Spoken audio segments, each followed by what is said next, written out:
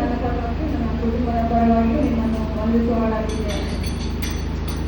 ನಾವು ಈ ದಿನದ ಧ್ಯಾನಕ್ಕಾಗಿ ಆಗಲೇ ಓದಿ ಕೇಳಿದ್ದೇವೆ ವಾಕ್ಯ. ಮತ್ತಾಯನು ಬರೆದ ಸುವಾರ್ತೆ 21ನೇ ಅಧ್ಯಾಯ ವಚನ 1ರಿಂದ 11. ಈ ವಾಕ್ಯವನ್ನು ನಾವು ನೋಡುವುದಾದರೆ ಇಂದಿನ ಧ್ಯಾನಕ್ಕಾಗಿ ನಾನು ಈ ವಾಕ್ಯದ ಅನುಸಾರವಾಗಿ ನಾನು ನಿಮ್ಮೊಂದಿಗೆ ಹಂಚಲಿರುವ ವಾಕ್ಯದ ಟೈಟಲ್ ಶೀರ್ಷಿಕೆ ಏನಂದ್ರೆ ರಕ್ಷಣೆ ಎಂಬುದಾಗಿ, ಸ್ಯಾಲ್ವೇಷನ್ ಎಂಬುದಾಗಿ. ನಾನು ಸ್ವಲ್ಪ ಸಮಯ ನಾವು ದೇವರ ವಾಕ್ಯವನ್ನು ಧ್ಯಾನಿಸಿಕೊಳ್ಳೋಣ. ಅದಕ್ಕಿಂತ ಮುಂಚೆ ಒಂದು ಚಿಕ್ಕ ಪ್ರಾರ್ಥನೆ ಮಾಡಿಕೊಳ್ಳೋಣ. ನಮ್ಮ ಕರ್ತನಾದ ತಂದೆಯಾದ ದೇವರೇ, ಈ ದಿನಕ್ಕಾಗಿ ನಿನಗೆ ಸ್ತೋತ್ರ ಸ್ವಾಮಿ.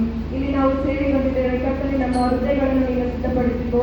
ಇಲ್ಲಿ ನಾನು ಮಾತಾಡುವುದನ್ನು ನಾನಲ್ಲದೆ ಕರ್ತನೆ, ನೀನೇ ನಿನ್ನ ಆತ್ಮನ ಮೂಲಕ ಇಲ್ಲಿ ನಾವು ಸೇರಿ ಬಂದಿದ್ದಕ್ಕೆ ನಮ್ಮೆಲ್ಲರೊಟ್ಟಿಗೂ ನೀನೇ ಮಾತಾಡಬೇಕಾಗಿ ಯೇಸು ಕ್ರಿಸ್ತನ ಹೆಸರಿನಲ್ಲಿ ಬೇಡಿಕೊಳ್ಳುತ್ತೇನೆ ಕರ್ತನೆ, ಆಮೆನ್.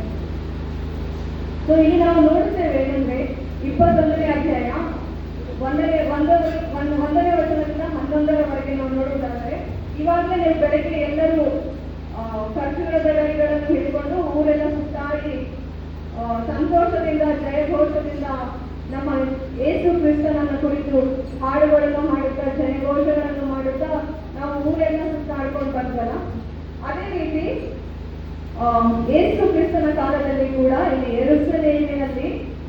ಯೆರೂಸಲೇಮಿನಲ್ಲಿ ಯಹೂದ್ಯರು ಯೇಸು ಕ್ರಿಸ್ತನು ಅವರ ಊರಿನಲ್ಲಿ ಪ್ರವೇಶ ಮಾಡಿದಾಗ ಅವರು ಯೇಸು ಕ್ರಿಸ್ತನನ್ನು ನೋಡಿದ ತಕ್ಷಣ ಏನ್ ಮಾಡ್ತಾರೆ, ಒಂದು ಕತ್ತೆಯ ಮೇಲೆ ಯೇಸು ಕ್ರಿಸ್ತನು ಕೂತ್ಕೊಂಡು ಬರುವುದನ್ನು ಅವರು ಕಂಡು ಅವರು ಅವರ ಬಟ್ಟೆಗಳನ್ನು ಹಾಕಿದರು. ಯೇಸು ಕ್ರಿಸ್ತನು ಆ ಕತ್ತೆ ಮೇಲೆ ಮುಂದೆ ಹೋಗ್ತಾ ಇದ್ದಾರೆ, ಅವರು ಬಟ್ಟೆಗಳನ್ನು ಹಾಕ್ತಾ ಇದ್ದಾರೆ, ಖರ್ಜೂರದ ಗರಿಗಳನ್ನು ಹಾಕ್ತಾ ಇದ್ದಾರೆ. ಆ ಖರ್ಜೂರದ ಗರಿಗಳನ್ನು ಎತ್ತಿ ಹಿಡ್ಕೊಂಡು ಅವರ ಕೈಯಲ್ಲಿ ಅವರು ಏನು ಹಾಕ್ತಾ ಇದ್ದಾರೆ, ಹೋಸನ್ನ ಎಂಬುದಾಗಿ ಅವರು ಜೋರಾಗಿ ಅವರು ಯೇಸು ಕ್ರಿಸ್ತನನ್ನು ಆರಾಧಿಸುವುದನ್ನು ನಾವು ನೋಡುತ್ತೇವೆ. ಆದ್ರೆ ಈ ವಾಕ್ಯ ನಾವು ಪ್ರತಿ ವರ್ಷ ಕೇಳುತ್ತೇವಲ್ವಾ, ಹೌದಂದ್ರೆ ಎವ್ರಿ ಇಯರ್ ಪ್ರತಿ ವರ್ಷ ಪಾಮ್ ಸಂಡೆ ಬಂದಾಗೆಲ್ಲ ನಾವು ಖರ್ಜೂರದ ಗರಿಗಳ ವಿಶೇಷತೆ ಅಂದ್ರೆ ಯಾಕೆ ಖರ್ಜೂರದ ಗರಿಗಳು, ಯೇಸು ಕ್ರಿಸ್ತನು ಹೇಗೆ ಅಲ್ಲಿ ಪ್ರವೇಶ ಮಾಡಿದ ಎಂಬುದಾಗಿ ನಾವು ಪ್ರತಿ ವರ್ಷ ಈ ವಾಕ್ಯವನ್ನು ಕೇಳುತ್ತೇವೆ. ಆದ್ರೆ ಇಲ್ಲಿ ನಾವು ನೋಡ್ತೇವೆ ಯೇಸು ಕ್ರಿಸ್ತನು ಒಂದು ಕತ್ತೆಯನ್ನು ಬಿಡಿಸ್ಕೊಂಡು ಬಂದ ಮೇಲೆ ಯೇಸು ಕ್ರಿಸ್ತನು ಆ ಕತ್ತೆ ಎಂಥ ಕತ್ತೆ ಆಗಿತ್ತಂದ್ರೆ ಒಂದು ಕತ್ತೆಯ ಮಗು, ಬೇಬಿ ಡಾಂಕಿ ಅಂತೀವಲ್ಲ, ಆ ಬೇಬಿ ಡಾಂಕಿ ಎಷ್ಟಿತ್ತು ಅಂದ್ರೆ ತುಂಬಾ ಚಿಕ್ಕದಾಗಿತ್ತು ಆ ಕತ್ತೆ ಮೇಲೆ ಇನ್ನೂ ಯಾರು ಕೂತ್ಕೊಂಡಿರ್ಲಿಲ್ಲ. ಆ ಕತ್ತೆ ಪರಿಶುದ್ಧವಾಗಿತ್ತು, ಅಂದ್ರೆ ಯಾವುದೇ ಕೆಲಸಕ್ಕೂ ಅದನ್ನು ಉಪಯೋಗಿಸದೆ ಇರ್ತಕ್ಕಂಥ ಕತ್ತೆ ಆಗಿತ್ತು. ಅಂತ ಕತ್ತೆ ಮೇಲೆ ಯೇಸು ಕ್ರಿಸ್ತನು ಕೂತ್ಕೊಂಡು ಬರ್ತಾ ಇದ್ದಾನೆ. ಕತ್ತೆ ಮೇಲೆ ಯಾಕೆ ಕೂತ್ಕೊಂಡು ಬರ್ತಾ ಇದ್ದಾನೆ ಎಂಬುದಾಗಿ ನಾವು ನೋಡುವುದಾದರೆ, ಅರಸರ ಕಾಲದಲ್ಲಿ ಅಂದ್ರೆ ರೋಮನ್ ಕಾಲದಲ್ಲಿ ಅವಾಗ ಏನ್ ಮಾಡ್ತಾ ಇದ್ರು, ಅರಸರು ಯುದ್ಧಕ್ಕೆ ಹೋದಾಗ ಯುದ್ಧದಲ್ಲಿ ಜಯ ಹೊಂದಿದ್ದೇವೆ ಎಂಬುದಾಗಿ ಅಥವಾ ಯುದ್ಧಕ್ಕೆ ಹೋಗುವಾಗ ಅವರು ಕುದುರೆ ಮೇಲೆ ಹೋಗ್ತಾ ಇದ್ರು. ಯುದ್ಧದಲ್ಲಿ ನಾವು ಜಯ ಹೊಂದಿದ್ದೇವೆ, ನಮ್ಮ ದೇಶಕ್ಕೆ ಅಥವಾ ನಮ್ಮ ರಾಜ್ಯಕ್ಕೆ ಸಮಾಧಾನ ದೊರಕಿದೆ, ಅಂದ್ರೆ ಇನ್ನು ನಮಗೆ ಆಪೋಸಿಷನ್ ಶತ್ರುಗಳು ಇಲ್ಲ, ನಾವು ಸಮಾಧಾನವಾಗಿ ನಮ್ಮ ರಾಜ್ಯದಲ್ಲಿ ನಾವು ಜೀವಿಸಬಹುದು ಎಂಬುದಾಗಿ ಅವರು ಆ ಸಂಕೇತ ಆ ಸೂಚನೆಗೋಸ್ಕರ ಅವರು ಏನ್ ಮಾಡ್ತಾ ಇದ್ರು, ಒಂದು ಚಿಕ್ಕ ಕತ್ತೆಯ ಮೇಲೆ ಕೂತ್ಕೊಂಡು ಅರಸನಂತೆ ಅವರು ಒಳಗೆ ಬರ್ತಾ ಇದ್ದರು. ಅದರ ಸಾದೃಶ್ಯವಾಗಿ ಇಲ್ಲಿ ಯೇಸು ಕ್ರಿಸ್ತನು ಸಹ ಜೆಕರಾಯನ ಬರೆದ ಪ್ರವಾದನೆ ಗ್ರಂಥ 9ನೇ ಅಧ್ಯಾಯ 9ನೇ ವಚನದಲ್ಲಿ ಬರೆದಂತಹ ಪ್ರವಾದನೆಯನ್ನು ಯೇಸು ಕ್ರಿಸ್ತನು ನಡೆಸುವುದಕ್ಕಾಗಿ ಯೇಸು ಕ್ರಿಸ್ತನು ಆ ಪ್ರವಾದನೆ ಅಲ್ಲಿ ಬರೆದದ್ದು ಇಲ್ಲಿ ಯೇಸು ಕ್ರಿಸ್ತನು ನೆರವೇರಿಸ್ತಾ ಇದ್ದಾನೆ. ಏನಂದ್ರೆ, ನಿನ್ನ ಅರಸನು ಕತ್ತೆಯ ಮೇಲೆ ಬರುವನು, ನಿನ್ನ ಅರಸನು ಕತ್ತೆಯ ಮೇಲೆ ಯೆರೂಸಲೇಮನ್ನು ಪ್ರವೇಶಿಸುವನು ಎಂಬುದಾಗಿ ಆ ಪ್ರವಾದನೆಯನ್ನು ನೆರವೇರಿಸುವುದಕ್ಕೋಸ್ಕರ ಯೇಸು ಕ್ರಿಸ್ತನು ಅರಸನಂತೆ ಯೆರೂಸಲೇಮಿನಲ್ಲಿ ಪ್ರವೇಶ ಮಾಡುತ್ತಾನೆ. ಆತನು ಯಾವ ಸಮಯದಲ್ಲಿ ಪ್ರವೇಶ ಮಾಡಿದನು ಎಂಬುದಾಗಿ ನೋಡುವುದಾದರೆ, ಯೋಹಾನನ ಬರೆದ ಸುವಾರ್ತೆ 12ನೇ ಅಧ್ಯಾಯ 12ನೇ ವಚನದಲ್ಲಿ ನಾವು ನೋಡುತ್ತೇವೆ, ಪಸ್ಕ ಹಬ್ಬದ ಸಮಯದಲ್ಲಿ ಎಂಬುದಾಗಿ. ಹಳೆ ಒಡಂಬಡಿಕೆಯಲ್ಲಿ ನಾವು ನೋಡುತ್ತೇವೆ ಹಲವಾರು ಹಬ್ಬಗಳನ್ನು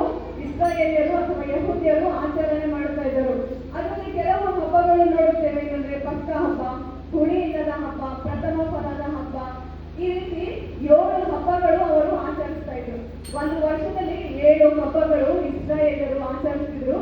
ಆದ್ರೆ ಇವಾಗ ನಾವು ಆಚರಿಸಲ್ಲ. ನಮ್ಗೆ ಎಷ್ಟು ಹಬ್ಬ ಇದಾವ್ರಿ? ನಮ್ಗೆ ಕ್ರಿಸ್ಮಸ್, ಗುಡ್ ಫ್ರೈಡೆ, ಈಸ್ಟರ್ ಅಷ್ಟೇ ನಾವು ಆಚರಿಸ್ತೀವಿ. ಆದ್ರೆ ಯಹೂದ್ಯರು, ಇಸ್ರಾಯೇಲಿಯರು ಯೇಸು ಕ್ರಿಸ್ತನು ಬರುವುದಕ್ಕಿಂತ ಮುಂಚೆ ಅಥವಾ ಈಗಲೂ ಕೂಡ ಇಸ್ರಾಯೇಲಲ್ಲಿ ಇರ್ತಕ್ಕಂಥ ಯಹೂದ್ಯರು ಈ 7 ಹಬ್ಬಗಳು, ಅಂದ್ರೆ 7 ಹಬ್ಬಗಳು ದೇವರಿಂದ ನೇಮಕವಾದಂತಹ ಹಬ್ಬಗಳು. ಯೆಹೋವ ದೇವರು ಅವರಿಗೆ ಐಗುಪ್ತ ದೇಶದಿಂದ ಬಿಡಿಸಿಕೊಂಡು ಇಸ್ರಾಯೇಲ್ ದೇಶಕ್ಕೆ ಕರೆದುಕೊಂಡು ಬಂದಾಗ ಈ ಹಬ್ಬಗಳು ನೀವು ಆಚರಣೆ ಮಾಡಬೇಕು ಎಂಬುದಾಗಿ, ಯಾವ ಹಬ್ಬ ಹೇಗೆ ಆಚರಣೆ ಮಾಡಬೇಕು ಎಂಬುದಾಗಿ ಸಹ ಅವರಿಗೆ ಹೇಳಿಕೊಟ್ಟಿದ್ದರು. ಆ ಹಬ್ಬಗಳು ಆಚರಿಸಿದರು. ಸೊ ಇಲ್ಲಿ ಕೂಡ ನಾವು ನೋಡುತ್ತೇವೆ, ಯೇಸು ಕ್ರಿಸ್ತನ ಕಾಲದಲ್ಲಿ ಯಹೂದ್ಯರು ಯೇಸು ಕ್ರಿಸ್ತನ ಕಾಲದಲ್ಲಿ ಸಹ ಈ ಹಬ್ಬಗಳನ್ನು ಆಚರಣೆ ಮಾಡ್ತಾರೆ. ಯೋಹಾನನ ಸುವಾರ್ತೆ 12ನೇ ಅಧ್ಯಾಯ 12ನೇ ವಚನದಲ್ಲಿ ನಾವು ನೋಡುವುದಾದರೆ, ಪಸ್ಕ ಕಾಲದ ಸಮಯದಲ್ಲಿ ಯೇಸು ಕ್ರಿಸ್ತನು ಯೆರೂಸಲೇಮಿಗೆ ಪ್ರವೇಶ ಮಾಡಿದನು. ಯೋಹಾನನ ಸುವಾರ್ತೆ 12ನೇ ಅಧ್ಯಾಯ 12ನೇ ವಚನ ಯಾರಾದರೂ ಓದ್ತೀರಿ? ಮರುದಿವಸ ಜಾತ್ರೆಗೆ ಬಂದಿದ್ದ ಜನಸಮೂಹವು ಯೇಸು ಯೆರೂಸಲೇಮಿಗೆ ಬರುತ್ತಾನೆಂದು ಕೇಳಿ ಖರ್ಜೂರದ ಗರಿಗಳನ್ನು ತಕ್ಕೊಂಡು ಆತನನ್ನು ಎದುರುಗೊಳ್ಳುವುದಕ್ಕೆ ಹೊರಗೆ ಬಂದು, ಜಯ, ಕರ್ತನ ಹೆಸರಿನಲ್ಲಿ ಬರುವವನಿಗೆ ಆಶೀರ್ವಾದ, ಇಸ್ರಾಯೇಲನ ಅರಸನಿಗೆ ಆಶೀರ್ವಾದ ಎಂದು ಆರ್ಭಟಿಸಿದರು. ಮತ್ತು ಯೇಸು ಕತ್ತೆಮರಿಯನ್ನು ಕರೆಸಿಕೊಂಡು ಅದರ ಮೇಲೆ ಕುಳಿತುಕೊಂಡನು. ಇದರಿಂದ ಚೀಯೋನ್ ನಗರಿಗೆ ಏರಲು ಬೇಡ, ಇಗೋ ನಿನ್ನ ಅರಸನು ಕತ್ತೆಮರಿಯ ಮೇಲೆ ಕುಳಿತುಕೊಂಡಿರುತ್ತಾನೆ. ಸೊ ಇಲ್ಲಿ ಕೂಡ ಮತ್ತಾಯನ ಸುವಾರ್ತೆಯಲ್ಲಿ ಇದ್ದಂತಹ ವಾಕ್ಯ ಇದೆ. ಅಂದ್ರೆ 12ನೇ ಅಧ್ಯಾಯ 1ನೇ ವಚನದಲ್ಲಿ, ಪಸ್ಕ ಹಬ್ಬವು ಇನ್ನು 6 ದಿವಸ ಮುಂಚೆ ಇರಲಾಗಿ ಯೇಸು ಬೆಥಾನ್ಯಕ್ಕೆ ಬಂದನು. 12ನೇ ಅಧ್ಯಾಯ 1ನೇ ವಚನ, 12ನೇ ಅಧ್ಯಾಯ. ಸೊ 1ನೇ ವಚನದಲ್ಲಿ ನಾವು ನೋಡುತ್ತೇವೆ, ಪಸ್ಕ ಹಬ್ಬವು ಇನ್ನು 6 ದಿವಸ ಮುಂದಿರಲಾಗಿ. ಅಂದ್ರೆ ಇನ್ನು 6 ದಿವಸ ನಂತರ ನಮ್ ಕ್ಯಾಲೆಂಡರ್ ಪ್ರಕಾರ ಏನ್ ಬರ್ತದೆ? ಗುಡ್ ಫ್ರೈಡೆ ಬರ್ತದೆ. ಅವಾಗ ಅವ್ರ ಕ್ಯಾಲೆಂಡರ್ ಪ್ರಕಾರ ಪಸ್ಕ ಹಬ್ಬವನ್ನು ಅವರು ಆಚರಣೆ ಮಾಡುವಂತ ಸಮಯದಲ್ಲಿ ಅಲ್ಲಿರ್ತಕ್ಕಂಥ ಯಹೂದ್ಯರು, ಇಸ್ರಾಯೇಲಿಯರು ಆ ಹಬ್ಬಕ್ಕಾಗಿ ಸಿದ್ಧಪಡ್ತಿದ್ರು. ಅವರು ಆ ಹಬ್ಬಕ್ಕೋಸ್ಕರ ನಾವು ಏನೇನ್ ಮಾಡ್ಕೊಳ್ಬೇಕು ಎಂಬುದಾಗಿ ಅವರು ತಮ್ಮನ್ನು ತಾವು ಸಿದ್ಧಪಡಿಸುವಂತಹ ಸಂದರ್ಭದಲ್ಲಿ ಇಲ್ಲಿ ಯೇಸು ಕ್ರಿಸ್ತನು ಯೆರೂಸಲೇಮಿನಲ್ಲಿ ಏನ್ ಮಾಡ್ತಾ ಇದ್ದಾರೆ? ಅರಸನಂತೆ ಬರ್ತಾ ಇದ್ದಾರೆ. ಆಗ ಅವರಿಗೆ ಆಗಿನ ಕಾಲದಲ್ಲಿ ಇಸ್ರಾಯೇಲರು ರೋಮನ್ ಆಡಳಿತದಲ್ಲಿದ್ದರು. ರೋಮನ್ ಎಂಬ ರಾಜನ ಆಡಳಿತದಲ್ಲಿ ಇಸ್ರಾಯೇಲರಿದ್ದರು. ಆ ರೋಮನ್ ಆಡಳಿತದಲ್ಲಿ ಇಸ್ರಾಯೇಲರು ಹೇಗಿದ್ದರಂದ್ರೆ ಸ್ಲೇವ್ಸ್ ತರ ಇದ್ರು. ಅವರು ಸೇವಕರಾಗಿ ರೋಮನ್ ಎಂಪರರ್ ಕಾಲದಲ್ಲಿ ಅವರು ಅಲ್ಲಿ ಜೀವಿಸ್ತಾ ಇದ್ರು. ಅವರಿಗೆ ಏನಾಗ್ತಾ ಇತ್ತು?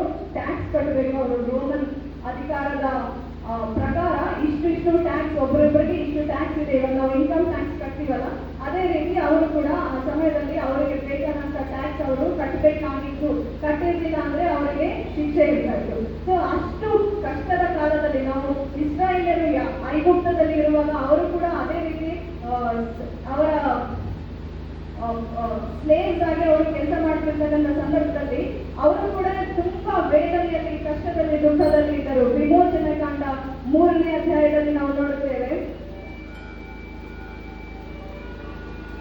ವಿಮೋಚನೆ ಕಾಂಡ 3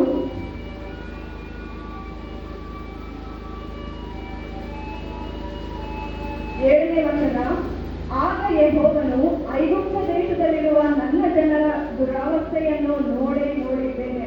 ಅಂದ್ರೆ ಇವರು ಐಗುಪ್ತ ದೇಶದಲ್ಲಿ ನನ್ನ ಜನರು ಅಂದ್ರೆ ದೇವರ ಜನರಾದಂತಹ ಇಸ್ರಾಯೇಲರು ದುರಾವಸ್ಥೆಯಲ್ಲಿದ್ದಾರೆ. ಅವರಿಗೆ ನಮಗೆ ಯಾರಾದರೂ ಸಹಾಯ ಮಾಡುವವರಿದ್ದಾರೆ ಅಥವಾ ನಮಗೆ ಈ ಐಗುಪ್ತದಿಂದ ಯಾರು ನಮ್ಮನ್ನು ಬಿಡಿಸುತ್ತಾರೆ ಎಂಬುದಾಗಿ ಅವರು ಯೋಚನೆ ಮಾಡಿಕೊಂಡು ಅಳುತ್ತಾ ಗೋಳಾಡುತ್ತಾ ಅವರು ಜೀವಿಸ್ತಾ ಇದ್ದಾರೆ. ಅಲ್ಲಿ ಬಿಟ್ಟಿ ಮಾಡಿಸುವವರ ವಿಷಯದಲ್ಲಿ ಅವರು ಇಟ್ಟ ಮೊರೆಯು ನನಗೆ ಕೇಳಿಸಿತು.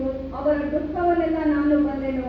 ಆದ ಕಾರಣ ಅವರನ್ನು ಐಗುಪ್ತರ ಕೈಗೊಳಗಿಂದ ತಪ್ಪಿಸುವುದಕ್ಕೂ ಆ ದೇಶದಿಂದ ಬಿಡಿಸಿ ಹಾಲು ಜೇನು ಹರಿಯುವ ವಿಸ್ತಾರವಾದ ಒಳ್ಳೆ ದೇಶಕ್ಕೆ, ಅಂದರೆ ಕಾನಾನ್ಯರು, ಹಿತ್ತಿಯರು, ಅಮೋರಿಯರು, ಪೆರಿಜಿಯರು, ಹಿವಿಯರು, ಯಬೂಸಿಯರು ವಾಸವಾಗಿರುವ ದೇಶಕ್ಕೆ ನಡೆಸಿಕೊಂಡು ಹೋಗುವುದಕ್ಕೆ ಇಳಿದು ಬಂದಿದ್ದೇನೆ. ಅಂದ್ರೆ ಈ ದೇವರು ಹೇಳ್ತಾ ಇದ್ದಾನೆ, ನಾನು ಅವರ ಮೊರೆಯನ್ನು ಕೇಳಿದ್ದೇನೆ, ಅವರ ಕಷ್ಟವನ್ನು ನೋಡಿದ್ದೇನೆ.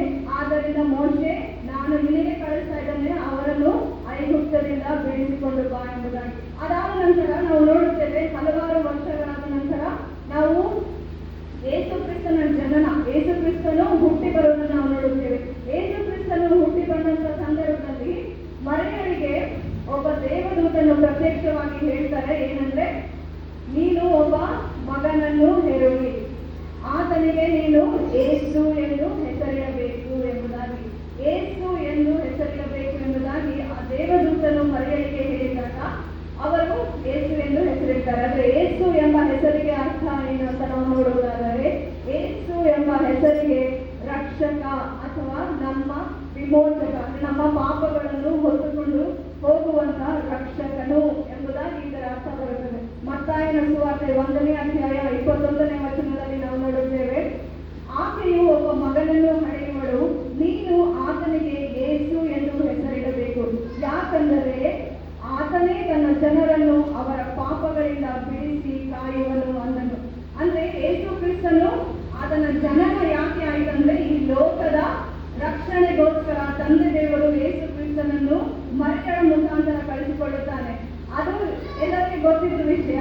ಆದ್ರೆ ನಾನು ಮಾತಾಡಬೇಕೆಂಬುದು ರಕ್ಷಣೆ ಕುರಿತಾಗಿ. ಅದಕ್ಕೆ ಯೇಸು ಎಂಬ ಈ ಪದದ ಅರ್ಥ ರಕ್ಷಣೆ ಎಂಬುದಾಗಿ. ಇಲ್ಲಿ ನಾವು ನೋಡುತ್ತೇವೆ, ಯೇಸು ಕ್ರಿಸ್ತನು ಯೆರೂಸಲೇಮಿಗೆ ಪ್ರವೇಶ ಮಾಡಿದಾಗ ಸಹ ಅಲ್ಲಿ ಆ ಜನರು ಹೋಸನ್ನ ಎಂಬುದಾಗಿ ದೇವರಿಗೆ ಆರಾಧಿಸುತ್ತಾ ಮಹಾ ಶಬ್ದದಿಂದ ಆತನನ್ನು ಆರಾಧಿಸುವಾಗ ಆ ಹೋಸನ್ನ ಎಂಬ ಈ ಪದದ ಅರ್ಥ ಹಿಬ್ರೂ ಭಾಷೆಯಲ್ಲಿ ನಾವು ನೋಡುವುದಾದರೆ ಹೋಶಾಯ್ ನಾ ಎಂಬುದಾಗಿ, ಅಂದ್ರೆ ನಮ್ಮನ್ನು ಈಗಲೇ ರಕ್ಷಿಸು, ಸೇವ್ ಅಸ್ ನೌ ಎಂಬುದಾಗಿ. ಅಂದ್ರೆ ಅವರು ಅಲ್ಲಿ ಯೇಸು ಕ್ರಿಸ್ತನಿಗೆ ಕೇಳ್ತಾ ಇದ್ದಾರೆ, ಏನಂದ್ರೆ ನೀನು ಇವಾಗ ಯೆರೂಸಲೇಮಿಗೆ ಅರಸನಾಗಿ ಬಂದಿದ್ಯಾ, ನಮ್ಮನ್ನು ನೀನು ರಕ್ಷಿಸು, ನೀನು ರಕ್ಷಕನಾದ ಯೇಸು ಕ್ರಿಸ್ತನು ಎಂಬುದಾಗಿ ಅವರಲ್ಲಿ ಯೇಸುವನ್ನು ಆತನು ಯಾರು ಎಂಬುದಾಗಿ ಅವರು ಗುರುತಿಸುವುದನ್ನು ನಾವು ನೋಡುತ್ತೇವೆ. ಅಲ್ಲಿವರೆಗೂ ನಾವು ನೋಡುತ್ತೇವೆ ಯೇಸು ಕ್ರಿಸ್ತನು ಎಷ್ಟು ಅದ್ಭುತ ಕಾರ್ಯಗಳನ್ನು ಮಾಡಿದನು, ಎಷ್ಟು ಮಹತ್ ಕಾರ್ಯಗಳನ್ನು ಮಾಡಿದನು. ದೆವ್ವ ಹಿಡಿದವರನ್ನು ಆತನು ಒಂದೇ ಹೆಸರಿನಲ್ಲಿ ಬಿಡಿಸಿದನು. ಆತನು ಕೈ ಇಟ್ಟರೆ ರೋಗಗಳು ವಾಸಿ ಆಗ್ತಾ ಇದ್ರು. ಆತನು ಕುರುಡರಿಗೆ ಕಣ್ಣು ಕೊಟ್ಟನು. ಎಷ್ಟು ಮಹತ್ ಕಾರ್ಯಗಳು, ಅದ್ಭುತ ಕಾರ್ಯಗಳು ಮಾಡಿದ್ದಾಗಿದ್ರು ಸಹ ಅಲ್ಲಿರ್ತಕ್ಕಂಥವರು ಎಲ್ಲರಿಗೂ ನಾವು ನೋಡುವುದಾದ್ರೆ ಅವರು ಏನನ್ಕೊಂಡಿದ್ರು, ಈತನು ಯಾರೋ ಪ್ರವಾದಿ ಆಗಿರ್ಬೋದು ಅಥವಾ ಏಲಿಯನಾಗಿರ್ಬೋದು, ಮೋಶೆ ಕಾಲದಲ್ಲಿ ಯಾರಾದ್ರೂ ಪ್ರವಾದಿ ಬಂದಿರಬಹುದು ಎಂಬುದಾಗಿ ಎಲ್ಲರೂ ಯೋಚನೆ ಮಾಡಿದ್ರು. ಆದ್ರೆ ಯಾರಿಗೂ ಯೇಸು ಯಾರು ಎಂಬುದು ಗೊತ್ತಿರಲಿಲ್ಲ. ಆದ್ರೆ ಇಲ್ಲಿ ನಾವು ನೋಡ್ತಾ ಇದ್ದೇವೆ, ಅವರು ಯೇಸುವನ್ನು ಯಾರು ಎಂಬುದಾಗಿ ಅವರು ಗುರುತಿಡಿದ್ದಾರೆ. ಯೇಸುಗೆ they recognized Jesus as their savior. ಇಲ್ಲಿ ನಾವು ನೋಡುತ್ತೇವೆ, ಇದೇ ಮತ್ತಾಯನ ಸುವಾರ್ತೆ 21ನೇ ಅಧ್ಯಾಯ ಕೊನೆಯ ವಚನದಲ್ಲಿ, ಈತನು ಯಾರು ಅಂದರು, 11ನೇ ವಚನ, ಈತನು ಯಾರು ಅಂದರು. ಅದಕ್ಕೆ ಆ ಜನರ ಗುಂಪಿನವರು, ಈತನು ಆ ಪ್ರವಾದಿ ಗಲಿಲಾಯದ ನಜರೇತಿನ ಯೇಸು ಅಂದರು. ನಾವು ಇನ್ನೊಂದು ಇನ್ಸ್ಟೆನ್ಸ್ ನೋಡ್ತೇವೆ, ನಾವು ಒಂದು ಸಂದರ್ಭ ನೋಡ್ತೇವೆ. ಏನಂದ್ರೆ ಯೇಸು ಕ್ರಿಸ್ತನು ತನ್ನ ಶಿಷ್ಯರಿಗೆ ಕೇಳ್ತಾರೆ, ಏನಂದ್ರೆ ಜನರು ನನಗೆ ಏನಂತ ಕರೀತಾರೆ, ನಾನು ಯಾರು ಎಂಬುದಾಗಿ ತಿಳ್ಕೊಂಡಿದ್ದಾರೆ ನನ್ನ ಜನರು ಎಂಬುದಾಗಿ ಯೇಸು ಕ್ರಿಸ್ತನು ಆತನ ಶಿಷ್ಯರಿಗೆ ಕೇಳ್ತಾನೆ. ಆವಾಗ ಅವ್ರು ಹೇಳ್ತಾರೆ, ಕೆಲವೊಬ್ಬರು ನೀನು ಪ್ರವಾದಿ ಅಂತಾರೆ, ಕೆಲವೊಬ್ರು ಟೀಚರ್ ಅಂತಾರೆ, ಕೆಲವೊಬ್ರು ಬರಬೇಕಾದ ಮೆಸ್ಸಿಯ ಅಂತಾರೆ ಎಂಬುದಾಗಿ ಹಲವಾರು ಹೆಸರುಗಳನ್ನು ಹೇಳ್ತಾರೆ. ಆದ್ರೆ ಪೇತ್ರನು ಮಾತ್ರ ನೀನು ತಂದೆಯ ಮಗನು, ಅಂದ್ರೆ ತಂದೆ ದೇವರ ಒಬ್ಬನೇ ಮಗನು ನೀನು ಎಂಬುದಾಗಿ ಅಲ್ಲಿ ಪೇತ್ರನು ಹೇಳಿದಾಗ ಯೇಸು ಕ್ರಿಸ್ತನು ಹೇಳ್ತಾನೆ, ಇದು ನಿನಗೆ ದೇವರು ಕೊಟ್ಟಂತ ವಾಕ್ಯ, ನೀನು ನುಡಿದಿದ್ದೆ ಎಂಬುದಾಗಿ. ಅದೇ ನಾವಿಲ್ಲಿ ನೋಡುವುದಾದರೆ ಅಲ್ಲಿರ್ತಕ್ಕಂಥ ಎಲ್ಲ ಜನರು ಈತನು ನಜರೇತಿನ ಯೇಸು ಎಂಬುದಾಗಿ ಆತನಿಗೆ ಗೊತ್ತು ಹಿಡಿದು ಆತನನ್ನು ಇಲ್ಲಿ ನಮ್ಮನ್ನು ರಕ್ಷಿಸುವ ರಕ್ಷಕನು ಬಂದಿದ್ದಾನೆ. ಎಷ್ಟು ವರ್ಷಗಳಿಂದ ಅವರು ಕಾಯ್ತಾ ಇದ್ರು, ಯಹೂದ್ಯರು ಕಾಯ್ತಾ ಇದ್ರು, ನಮಗೆ ಒಬ್ಬ ರಕ್ಷಕನು ಬರುತ್ತಾನೆ ಎಂಬುದಾಗಿ. ಆದ್ರೆ ಅಲ್ಲಿ ಅವರಿಗೆ ರಕ್ಷಕನು ಹೇಗೆ ಬರುತ್ತಾನೆ ಎಂಬುದಾಗಿ ಗೊತ್ತಿರಲಿಲ್ಲ. ಅವರಿಗೆ ಗೊತ್ತಿದ್ದೇನೆಂದ್ರೆ ಒಬ್ಬ ರಕ್ಷಕನು ಬರುತ್ತಾನೆ ಎಂಬುದಾಗಿ. ಅದೇ ಜಕರೀಯನ ಪ್ರವಾದನೆ ಗ್ರಂಥ 9:9ರಲ್ಲಿ ನಾವು ನೋಡ್ತೇವಲ್ಲ, ಒಬ್ಬ ಅರಸನು ನಿಮಗೋಸ್ಕರ ಬರುತ್ತಾನೆ ಎಂಬುದಾಗಿ.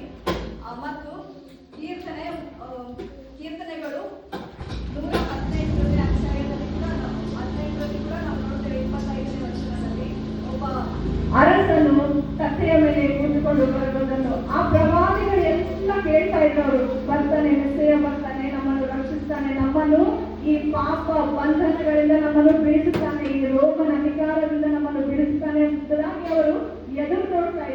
ಆದ್ರೆ ಇಲ್ಲಿ ಯೇಸು ಕ್ರಿಸ್ತನು ಹುಟ್ಟಿ 33 ವರ್ಷ ಆದ ನಂತರ ಇಲ್ಲಿ ಆತನು ಇನ್ನು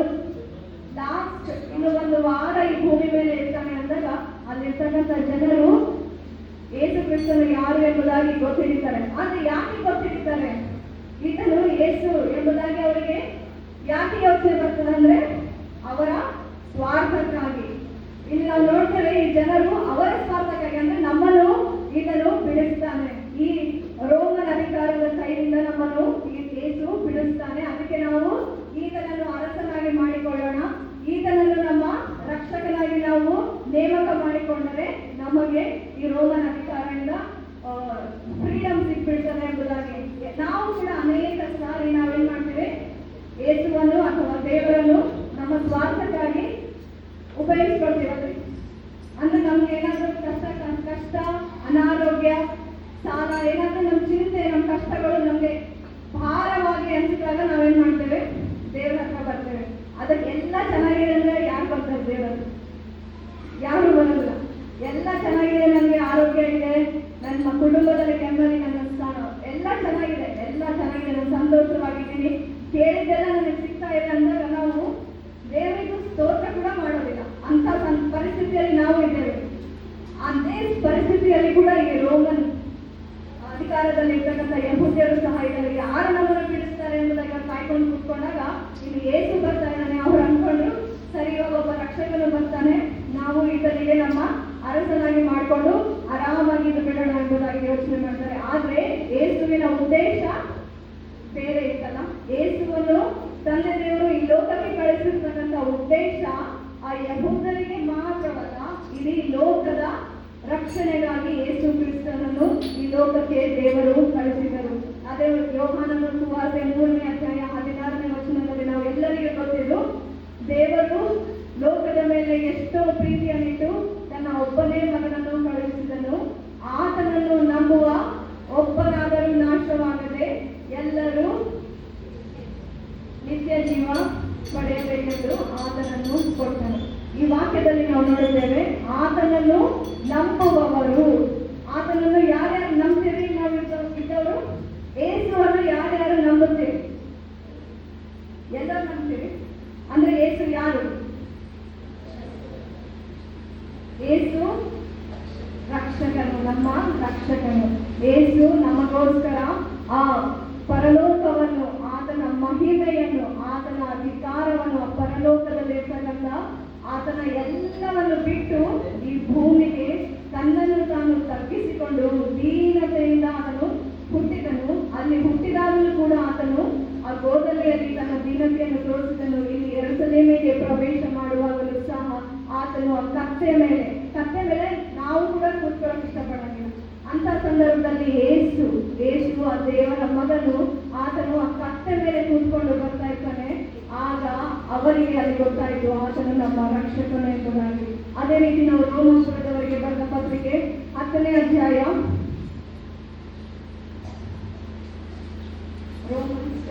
ರೋಮಾಪುರದವರಿಗೆ ಬರೆದ ಪತ್ರಿಕೆ 10ನೇ ಅಧ್ಯಾಯ 9-10ನೇ ವಚನದಲ್ಲಿ, ನೀನು ಯೇಸುವನ್ನೇ ಕರ್ತನೆಂದು ಬಾಯಿಯಿಂದ ಅರಿಕೆ ಮಾಡಿಕೊಂಡು ದೇವರು ಆತನನ್ನು ಸತ್ತವರೊಳಗಿಂದ ಎಬ್ಬಿಸಿದಾನೆಂದು ಹೃದಯದಿಂದ ನಂಬಿದರೆ ನಿನಗೆ ರಕ್ಷಣೆಯಾಗುವುದು. ಅಂದ್ರೆ ನಾವೇನ್ ಮಾಡ್ಬೇಕಂತ, ಬಾಯಿಯಿಂದ ನಾವು ಅರಿಕೆ ಮಾಡಿಕೊಳ್ಬೇಕು. ಏನಂದ್ರೆ ಯೇಸುವೇ ಕರ್ತನು ಎಂಬುದಾಗಿ ನಾವು ಬಾಯಿಂದ ಅರಿಕೆ ಮಾಡಿಕೊಂಡು ನಮ್ಮ ಹೃದಯದಲ್ಲಿ ನಾವು ನಂಬಬೇಕು. ಏನಂದ್ರೆ ದೇವರು ಯೇಸುವನ್ನು ಸತ್ತವರೊಳಗಿಂದ ಎಬ್ಬಿಸಿದ್ದಾನೆ ಎಂಬುದಾಗಿ ನಾವು ನಂಬುವುದಾದರೆ ನಮಗೆ ರಕ್ಷಣೆ. ಯಾವಾಗ ನಮಗೆ ರಕ್ಷಣೆ? ನಾವೆಲ್ಲರೂ ಹೇಳ್ತೇವೆ ಏನಂದ್ರೆ ನಮ್ಮ ದೇವರು ಯೇಸು ಎಂಬುದಾಗಿ. ಯಾರಾದ್ರೂ ಕೇಳಿದ್ರೆ ನಾವು ಹೇಳ್ತೇವೆ, ನಾವು ಕ್ರಿಶ್ಚಿಯನ್ಸ್ ಇದ್ದೀವಿ, ನಮ್ಮ ದೇವರು ಯೇಸು, ನಾವು ಚರ್ಚ್ಗೆ ಹೋಗ್ತೀವಿ, ಪ್ರೇಯರ್ ಮಾಡ್ತೀವಿ ಅಂತ. ಆದ್ರೆ ನಿಜವಾಗ್ಲೂ ನಮ್ಮೊಳಗೆ ರಕ್ಷಕನು ಇದ್ದಾನ? ಅಥವಾ ನಾವು ಆತನ ರಕ್ಷಣೆಯನ್ನು ಸ್ವೀಕರಿಸಿ ಆತನ ರಕ್ಷಣೆಯಲ್ಲಿ ನಾವು ಜೀವಿಸುವವರಾಗಿದ್ದೇವಾ ಎಂಬುದಾಗಿ ಎಷ್ಟೊಂದು ಸತಿ ನಾವು ಆಲೋಚನೆ ಮಾಡಬೇಕು. ಯಾಕಂದ್ರೆ ಸ್ಯಾಲ್ವೇಷನ್ ಇಸ್ ನಾಟ್ ಒನ್ಸ್. ರಕ್ಷಣೆ ಎಂಬುದು ಒನ್ ಟೈಮ್ ಅಲ್ಲ. ಅಂದ್ರೆ ಇವತ್ತು ನಾನು ಬ್ಯಾಪ್ಟಿಸಮ್ ತಗೊಂಡು ಯೇಸು ಕ್ರಿಸ್ತನ ಹೆಸರಿನಲ್ಲಿ ಬ್ಯಾಪ್ಟಿಸಮ್ ತಗೊಂಡಿದ್ದೀನಿ ಅಂದ್ರೆ ನನಗೆ 100% ಹೆವೆನ್ ಅಲ್ಲ. ರಕ್ಷಣೆ ಈಸ್ ಎವ್ರಿ ಡೇ.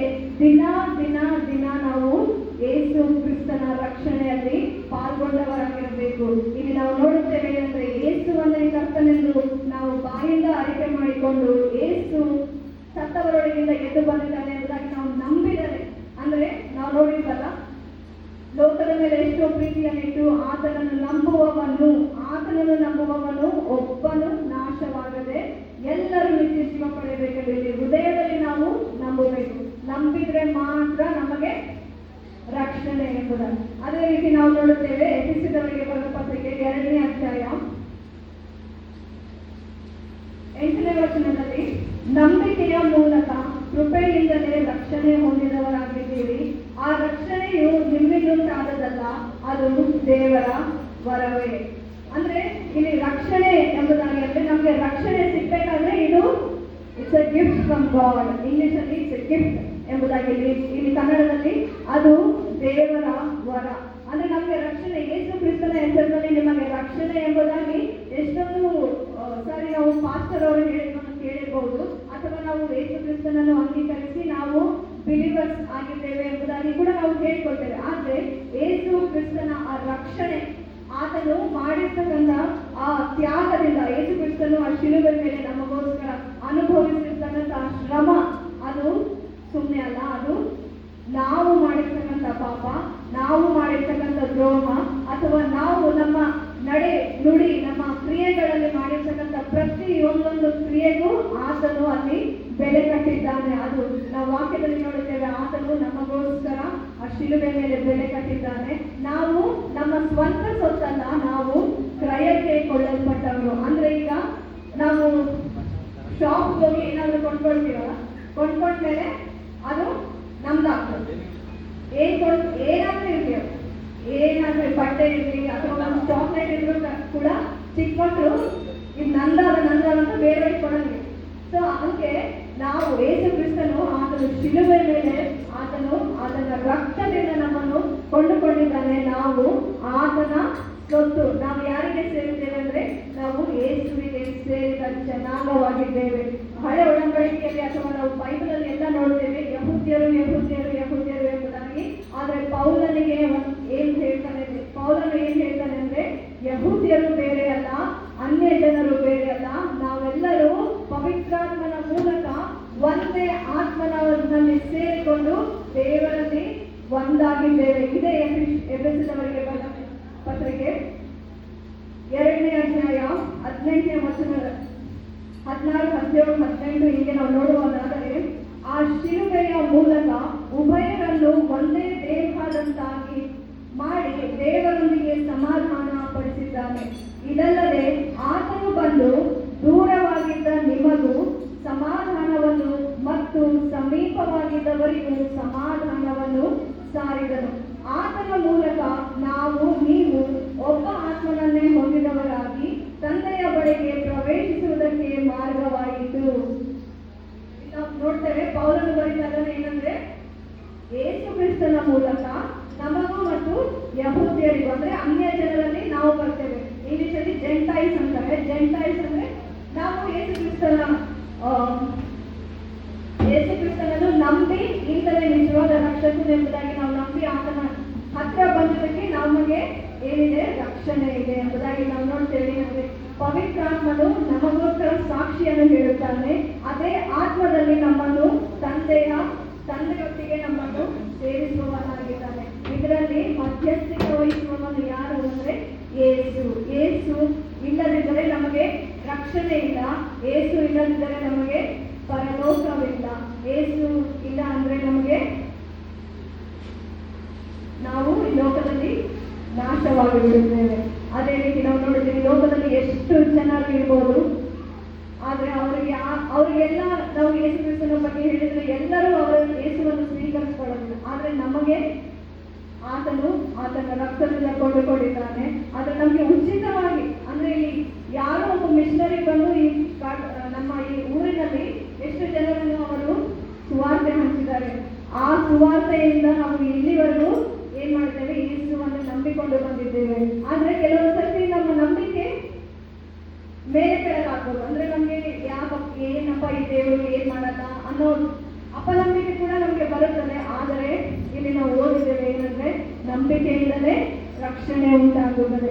ಅಬ್ರಹಾಮನಿಗೆ ಮಕ್ಕಳಾಗಿರ್ಲಿಲ್ಲ, ಆದ್ರೆ ಆತನು ಏನ್ ಮಾಡಿದನು? ದೇವರು ಕೊಟ್ಟಂತ ವಾಗ್ದಾನವನ್ನು ಆತನು ನಂಬಿದನು. ಆತನ ನಂಬಿಕೆಯಿಂದಲೇ ಆತನಿಗೆ ನೀತಿವಂತನು ಎಂಬ ಈ ಪದವಿಯನ್ನು ಯಾರು ಕೊಡ್ತಾರೆ? ದೇವರು ಕೊಡ್ತಾರೆ. ನಂಬಿಕೆ, ನಿನ್ನ ನಂಬಿಕೆಗೆ ನಾನು ನಿನಗೆ ಅಬ್ರಹಾಮನೇ ನೀನು ನೀತಿವಂತನು ಎಂಬುದಾಗಿ ದೇವರು ಆತನಿಗೆ ಆ ಟೈಟಲ್ ಕೊಡ್ತಾರೆ. ಸೊ ನಾವು ಕೂಡ ಯೇಸು ಕ್ರಿಸ್ತನೇ ರಕ್ಷಕನು ಎಂಬುದಾಗಿ ನಾವು ನಂಬಿ ನಮ್ಮ ಬಾಯಿಯನ್ನು ನಾವು ಯಾವಾಗ ಆರೈಕೆ ಮಾಡಿಕೊಳ್ಳುತ್ತೇವೋ ಆಗ ನಮಗೆ ರಕ್ಷಣೆ ಸಿಗುತ್ತದೆ. ಅದೇ ರೀತಿ ಇದೇ ರೋಮಾಪುರದವರಿಗೆ ಬರೆದ ಪತ್ರಿಕೆ 10ನೇ ಅಧ್ಯಾಯ ಕೊನೆಯ ವಚನದಲ್ಲಿ ನಾವು ನೋಡುತ್ತೇವೆ. ರೋಮನ್ಸ್ 10:21ನೇ ವಚನ. ಇಲ್ಲಿ ದೇವರು ಹೇಳ್ತಾ ಇದ್ದಾರೆ ಏನಂದ್ರೆ, ನನ್ನ ಮಾತಿಗೆ ಅವಿಧೇಯರಾಗಿ ಎದುರು ಮಾತಾಡುವ ಜನರನ್ನು ನಾನು ದಿನವೆಲ್ಲ ಕೈ ಚಾಚಿ ಕರೆದೆನೆಂದು ಹೇಳುತ್ತಾನೆ. ಇಲ್ಲಿ ದೇವರು ಏನ್ ಹೇಳ್ತಾ ಇದ್ದಾನೆ? ನಾವು ದೇವರ ಜನರು.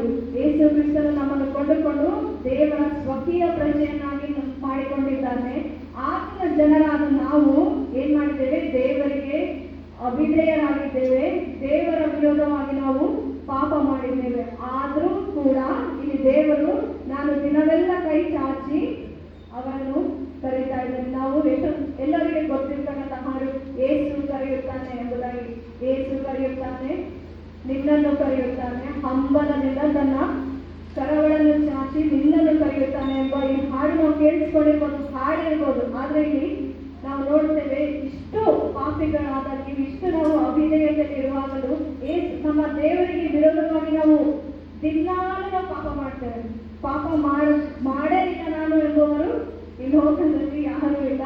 ವಾಕ್ಯದಲ್ಲಿ ಹೇಳ್ತದೆ, ನಾನು ಪಾಪ ಮಾಡಿಲ್ಲ ಅಂದ್ರೆ ಅವನು ಸುಳ್ಳಾಡ್ತಾನೆ ಎಂಬುದಾಗಿ. ಅವನಷ್ಟು ಸುಳ್ಳು ಆಡುವುದೇ ಯಾರು ಇಲ್ಲ ಎಂಬುದಾಗಿ ಈ ವಾಕ್ಯದಲ್ಲಿ ನಾವು ನೋಡುತ್ತೇವೆ. ಸೊ ನಮ್ಮ ಪಾಪಗಳು ನಾವು ಮಾಡಿದ್ದೇವೆ. ದಾವೀದನು ಆತನು ಪಾಪ ಮಾಡಿದಾಗ 51ನೇ ಕೀರ್ತನೆಯಲ್ಲಿ ಆತನ ಪಾಪಗಳನ್ನು ಒಪ್ಪಿಕೊಂಡು ಆತನು ಅಲ್ಲಿ ದೇವರ ಮುಂದೆ ತನ್ನ ಪಾಪ ಪರಿಹಾರಕ್ಕಾಗಿ ಆತನು ಪ್ರಾರ್ಥನೆ ಮಾಡಿದ್ದಾನೆ. ಆತನ ಏನ್ ಮಾಡ್ತಾನೆ?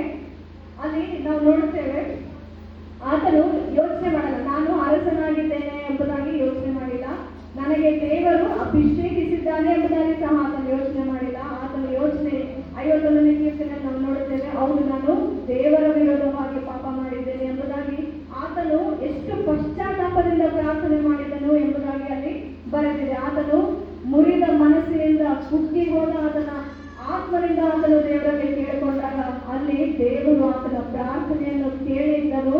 ಆತನಿಗೆ ಅರಸನ ಸ್ಥಾನ ತೆಗೆಯಲಿಲ್ಲ, ಆತನಿಗೆ ಇದ್ದಂತ ಅಭಿಷೇಕ ಆತನು ತೆಗೆಯಲಿಲ್ಲ. ಆದ್ರೆ ಆತನು ಪರಿಶುದ್ಧ ಅಭಿಷೇಕದಲ್ಲಿ ಇದ್ದಾನೆ ಎಂಬುದಾಗಿ ದೇವರಿಗೆ ಗೊತ್ತಿತ್ತು. ಆದರೆ ಆತನು ಆಗಲೂ ಸಹ ಆತನನ್ನು ಕ್ಷಮಿಸಿ, ಆತನ ಪಾಪಕ್ಕೆ ಕಾನ್ಸಿಕ್ವೆನ್ಸ್ ಇತ್ತು. ಆತನ ಮಗನು ಸತ್ತು ಹೋಗಿದ್ದನು, ಆದರೂ ಆತನು ಅರಸನಾಗಿ ದೇವರ ಹೃದಯಾನುಸಾರವಾದ ವ್ಯಕ್ತಿಯಾಗಿ ಆತನು ಜೀವಿಸಿದನು. ಈ ರೀತಿ ಉದಾಹರಣೆಗಳನ್ನು ನಾವು ಬೈಬಲ್ ನೋಡ್ತೇವೆ. ಆದ್ರೆ ಅವರು ಸಹ ನಮ್ಮಂತ ಮನುಷ್ಯರಾಗಿದ್ದು. ಸೊ ನಾವು ಎಷ್ಟೊಂದು ಸರ್ತಿ ನನಗೆ ತಪ್ಪು ಮಾಡಿದ್ದೇನೆ, ನಾನು ಪ್ರಾರ್ಥನೆ ಮಾಡಲ್ಲ, ದೇವರು ನನಗೆ ಪ್ರಾರ್ಥನೆಗೆ ಉತ್ತರ ಕೊಟ್ಟಿಲ್ಲ, ನನ್ನ ವಾಕ್ಯ ಓದಲ್ಲ, ಚರ್ಚೆಗೆ ಬರಲ್ಲ ಅಂತ ಎಷ್ಟೊಂದು ಸರ್ತಿ ನಾವು ಮನುಷ್ಯರು ಯೋಚನೆ ಮಾಡ್ತೀವಲ್ಲ. ದೇವರು ನನಗೆ ಏನ್ ಮಾಡಲ್ಲ, ನಾನು ಯಾಕೆ ಹೋಗ್ಬೇಕು ಚರ್ಚ್, ನಾನು ಯಾಕೆ ಕಾಣಿಕೆ ಕೊಡ್ಬೇಕು, ಯಾಕೆ ನಾನು ಪ್ರಾರ್ಥನೆ ಮಾಡ್ಬೇಕು ಎಂಬುದಾಗಿ. ಆದ್ರೆ ನಿಮ್ಮ ಪಾಪಗಳು, ನಿಮ್ಮ ದ್ರೋಹಗಳು ಕಡು ಕೆಂಪಾಗಿದ್ದರೂ ಹಿಮದ ಹಾಗೆ ಬಿಡುವಾಗಿ ಮಾಡುತ್ತೇನೆ ಎಂಬುದಾಗಿ ಯೆಶಾಯನ ಪ್ರವಾದನ ಗ್ರಂಥದಲ್ಲಿ ಬರೆದಿದೆ. ಅದೇ ರೀತಿ ದೇವರು ಯಾಕೆ ನಮ್ಮನ್ನು ಇಷ್ಟು ಪ್ರೀತಿ ಮಾಡ್ತಾ ಇದ್ದಾನೆ, ಯಾಕೆ ನಮಗೆ ನಮ್ಮ ಎಲ್ಲ ಪಾಪವನ್ನು ಕ್ಷಮಿಸ್ತಾ ಇದ್ದಾನೆ ಎಂಬುದಾಗಿ ನೋಡುವುದಾದರೆ, ಆತನು ತನ್ನ ಮಗನನ್ನು ಕಳಿಸಿಕೊಟ್ಟದ್ದು. ಆತನ ಮಗನು ಆ ಶಿಲುಬೆ ಮೇಲೆ ಜಡಿಯಲ್ಪಟ್ಟು ಆತನ ರಕ್ತ ಎಲ್ಲ ಜಜ್ಜಿದನು, ಆತನ ರಕ್ತ ಎಲ್ಲ ನೀರಿನ ಹಾಗೆ ಹರಿದು ಹೋಯಿತು. ಆ ಗಾಯದಿಂದ ಅಥವಾ ಆ ರಕ್ತದ ಕುರಿತಾಗಿ ದೇವರು ಈಗಲೂ ಸಹ ನಾವು ದೇವರನ್ನ ಪಾಪ ಮಾಡಿದ್ದೇನೆ, ನನ್ನನ್ನು ಕ್ಷಮಿಸು, ಇಷ್ಟು ಚಿಕ್ಕ ಪ್ರಾರ್ಥನೆ ನಾವು ಮಾಡಿದ್ರೆ ಕೂಡ ದೇವರು ನಮ್ಮ ಪ್ರಾರ್ಥನೆಯನ್ನು ಕೇಳಿ ನಮ್ಮನ್ನು ಎಲ್ಲ ಪಾಪ ಬಂಧನಗಳಿಂದ ಬಿಡಿಸುವವನಾಗಿದ್ದಾನೆ. ಆದ್ದರಿಂದ ಇಲ್ಲಿ ಯಹೂದ್ಯರು ಯೇಸುವನ್ನು ರಕ್ಷಕನು ಎಂಬುದಾಗಿ ಗುರುತಿಸಿದರು. ಯಾಕೆ? ಅವರ ಸ್ವಾರ್ಥಕ್ಕಾಗಿ. ಆದ್ರೆ ನಾವು ನಮಗೆ ಇಟ್ಟಿರ್ತಕ್ಕಂಥ ನಿತ್ಯ ಜೀವ ಎಂಬ ಆ ಲೈಫ್, ಆ ಜೀವನಕ್ಕಾಗಿ, ನಿತ್ಯ ಜೀವಕ್ಕಾಗಿ ನಾವು ಯೇಸುವನ್ನು ರಕ್ಷಕರು ಎಂಬುದಾಗಿ ನಾವು ನಂಬಿ ಆತನ ಹತ್ತಿರ ಬರುವುದಾದರೆ ನಮಗೆ ನಿತ್ಯ ಜೀವವಿದೆ.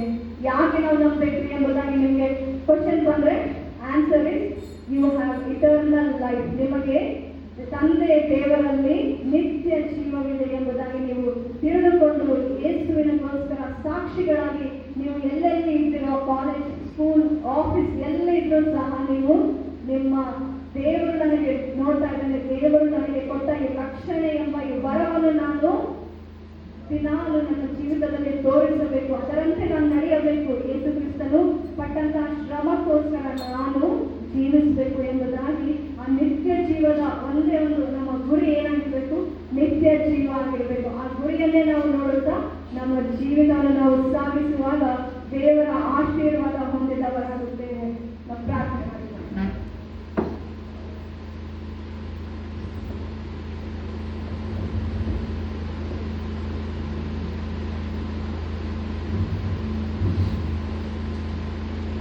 ಕರ್ತನೇ, ನೀನು ನಿನ್ನ ವಾಕ್ಯದೊಂದಿಗೆ ನಮ್ಮೊಟ್ಟಿಗೆ ಮಾತನಾಡಿದೆ ಎಂಬುದಾಗಿ ನಾವು ನಂಬಿದ್ದೇವೆ. ಅದಕ್ಕಾಗಿ ನಿನಗೆ ಸ್ತೋತ್ರ ಹೇಳ್ತೇವೆ ಕರ್ತನೇ. ನೀನು ನಿನ್ನ ಒಬ್ಬನೇ ಮಗನನ್ನು ರಕ್ಷಕನಾಗಿ ಈ ಲೋಕದ ಎಲ್ಲ ಮಾನವರ